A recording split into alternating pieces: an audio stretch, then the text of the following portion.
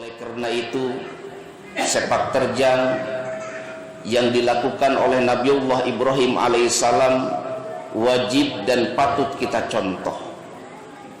Di antara yang patut kita contoh dari perilaku Nabiullah Ibrahim alaihissalam tentang mendidik anak, tentang membina keluarga.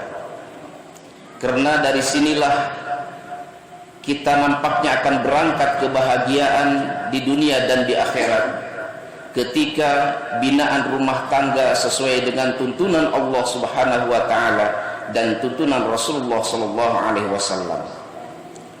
Setidaknya kita harus mengambil pelajaran dari Nabiullah Ibrahim alaihissalam tentang bagaimana cara beliau mendidik anak-anak beliau.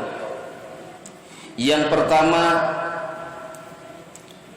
mengutamakan keteladanan, mengutamakan kesolehan dibanding kecantikan dan kekayaan dalam memilih istri.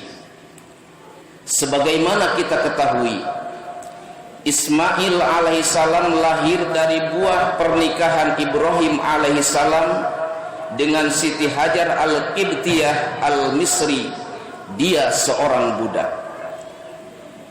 Hajar meskipun seorang budak yang tak cantik apalagi kaya, tetapi Siti Hajar adalah hamba Allah yang beriman, berhati mulia dan berakhlakul karimah. Memilih istri yang solehah merupakan prasyarat untuk melahirkan generasi dan anak yang soleh. Sebab istri akan menjadi madrasah pertama bagi anak-anaknya. Kemudian yang kedua, berdoalah agar dikaruniai anak yang soleh. Meskipun Ibrahim alaihissalam seorang Nabiullah, seorang kekasih Allah, tetapi beliau tetap bermunajat setiap malam kepada Allah Subhanahu wa taala agar ia dikaruniai anak yang soleh. Hal ini seperti tergambar di dalam Al-Quran, Rabbi habli minas solihin, ya Tuhanku, anugerahkanlah kepadaku seorang anak yang termasuk orang-orang yang soleh. Doa itu mengajarkan kepada kita bahwa mendidik anak tidak bisa dengan usaha belaka, tetapi juga butuh kepasrahan jiwa memohon pertolongan kepada Allah Subhanahu wa taala. Mendidik anak tidak cukup disekolahkan, tidak cukup dikuliahkan, tetapi harus ditopang dengan doa kepada Allah Subhanahu wa taala agar kelak anak-anak kita menjadi anak-anak yang soleh. Kemudian yang ketiga, jadilah teladan bagi anak-anak. Kunci sukses model pendidikan Nabi Ibrahim alaihissalam adalah metode keteladanan. Di dalam Al-Quran terdapat ayat yang menjelaskan bahwa Ibrahim alaihissalam adalah uswatun hasanah bagi keluarga, bagi anak, dan bagi alam lingkungan. Qad kanat lakum uswatun hasanah fi Ibrahim walladzina ma'ah. Sungguh telah ada suri tauladan yang baik bagimu pada diri Ibrahim dan orang-orang yang bersama dengannya. Hadirin jamaah rahimakumullah.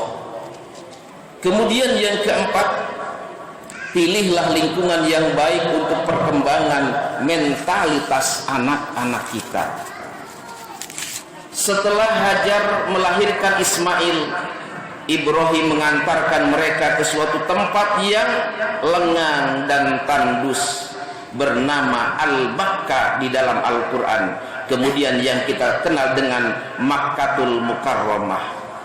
Lalu Ibrahim pun bermunajat agar tempat itu diberkahi, baik untuk perkembangan mentalitas anaknya maupun untuk perkembangan mentalitas, perkembangan ekonomi bagi masyarakat Mekah pada umumnya.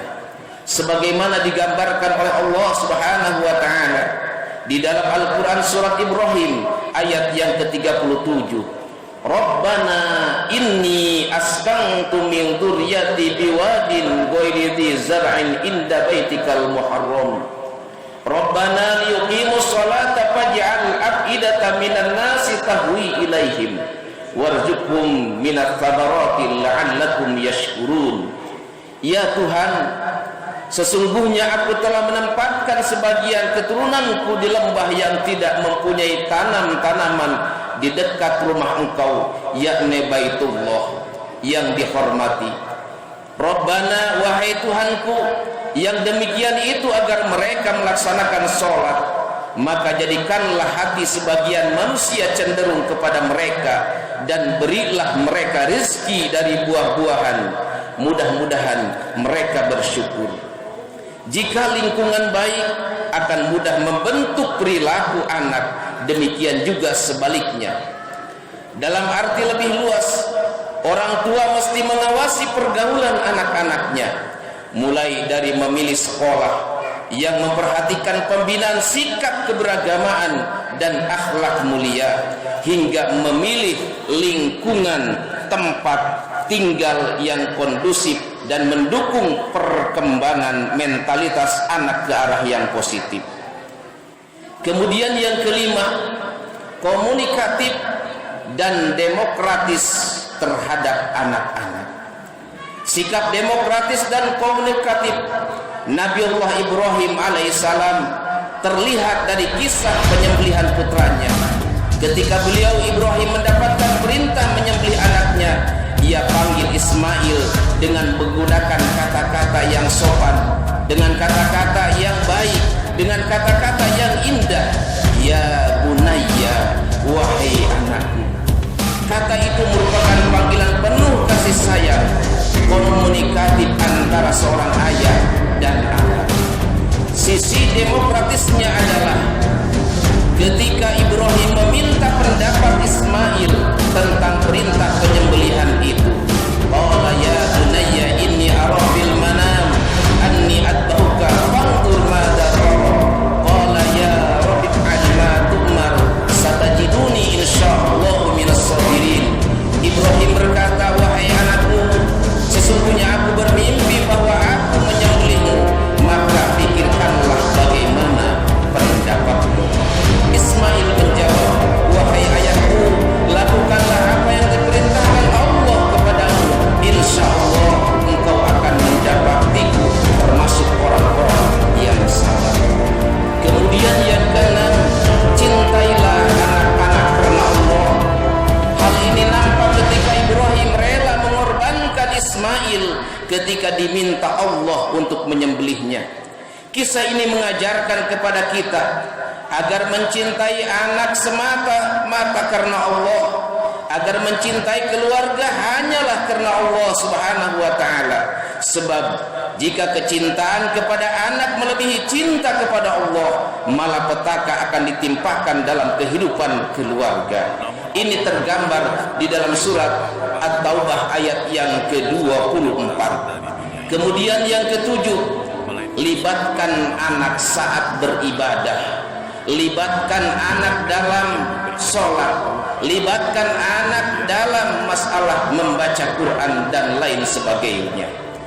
Ibnu Katsir rahimahullah ta'ala dalam kitabnya Qasasul Anbiya, dia menjelaskan Ismail pun turut membantu Ibrahim alaihi salam mengumpulkan batu untuk membangun Ka'bah yang sebelumnya rusak. Kemudian yang kedelapan, Ibrahim mempersiapkan anak-anaknya menjadi pemimpin, menjadi imam yang diiringi dengan doa. Ibrahim alaihissalam mendidik anaknya menjadi anak yang berlaku adil, bukan bersifat zalim, baik zalim secara akidah yaitu syirik, maupun zalim terhadap diri sendiri karena melanggar perintah dan atau melaksanakan larangan Allah Subhanahu wa ta'ala. Wa idz qala Luqmanu li ibnihi wa huwa ya'iduhu ya bunayya la tusyrik billah inna syirka la dzulmun 'adzim. Dan ingatlah ketika Luqman berkata kepada anaknya ketika dia memberi pelajaran kepadanya, wahai anakku, janganlah engkau mempersekutukan Allah. Sesungguhnya mempersekutukan Allah adalah. Oleh karena itu, sepak terjang yang dilakukan oleh Nabiullah Ibrahim alaihissalam wajib dan patut kita contoh.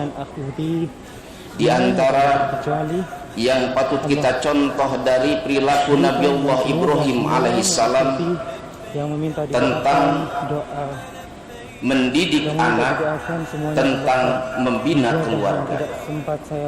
Karena dari sinilah kita nampaknya akan berangkat kebahagiaan di dunia dan di akhirat, ketika binaan rumah tangga sesuai dengan tuntunan Allah Subhanahu wa taala dan tuntunan Rasulullah sallallahu alaihi wasallam. Setidaknya kita harus mengambil pelajaran dari Nabiullah Ibrahim alaihissalam tentang bagaimana cara beliau mendidik anak-anak beliau. Rukun haji yang pertama yaitu tawaf ifadah, mengutamakan keteladanan, mengutamakan kesolehan dibanding kecantikan dan kekayaan dalam memilih istri. Sebagaimana kita ketahui, Ismail alaihissalam lahir dari buah pernikahan Ibrahim alaihissalam dengan Siti Hajar al-Qibtiyah al-Misri. Dia seorang budak. Hajar meskipun seorang budak yang tak cantik apalagi kaya, tetapi Siti Hajar adalah hamba Allah yang beriman, berhati mulia dan berakhlakul karimah. Memilih istri yang soleha merupakan prasyarat untuk melahirkan generasi dan anak yang soleh. Sebab istri akan menjadi madrasah pertama bagi anak-anak.